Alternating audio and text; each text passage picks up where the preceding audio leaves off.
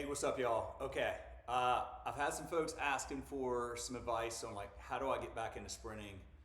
You know, I'm in my 50s, um, and what do I need to do? So, you don't want to get into sprinting until you are very ready to sprint because it is the most taxing thing you can do to your body, and you all know that. And it is the quickest way to get injured if you're not ready for it. But we can get you there, no problem. You sprinted when you were younger, you can sprint again. We want to start from the ground up. So, first thing I want you to do is we're going to start with our feet. And I want you to be able to sit. See how my toes are under my butt here. Sit like this, sit comfortably like this for a couple minutes. You should be able to sit like this. It's going to stretch out the bottom of your feet.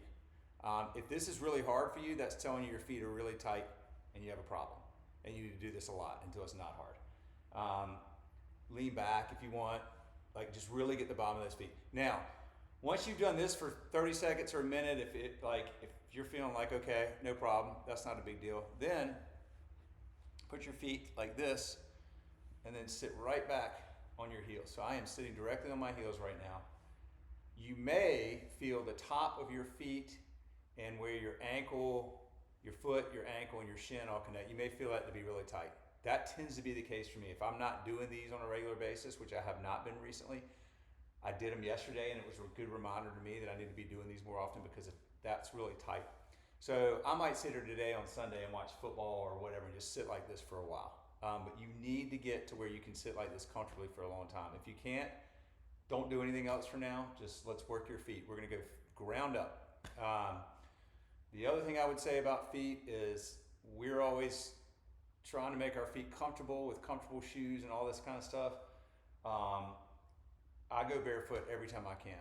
Like, walk around your house barefoot. I take my dogs for a walk in the neighborhood across the street. I literally, like, once I get over there, I take my flip-flops off and I walk down the street barefoot. We want to strengthen our feet. We do not want to comfort our feet and make everything soft and comfortable. We want them strong, all right? Sprinting, you need strong feet. You get strong feet by walking barefoot and not by wearing cloud shoes everywhere. So we got that. The next thing we want to do, and my screen went blank or black, so hold on. Okay, so I am still recording. That's our feet, and then we want to do tib raises. These are the first two things that I want you working on. Tib raises. This is your tibialis right here, and these get underworked, and they need to be strong for sprinting. I want you to stick your butt against a wall, and do not put your back against the wall. Oops. Don't put your back against the wall, just your butt. Put your feet out and pull them up, hold for a second, back down. Do 30 of these and see how you're doing. And do 2 or 3 sets of 30, 2 or 3 days a week.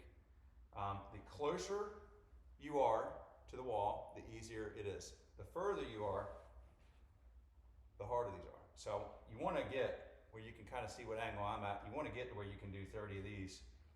And that's going to build your tibialis. So walk around barefoot, do the feet stuff, build those tibs. We're starting there. All right, we're going to start slowly. If you want to get into sprinting again, we got to get everything strong from the ground up. That's lesson 1. All right, see ya.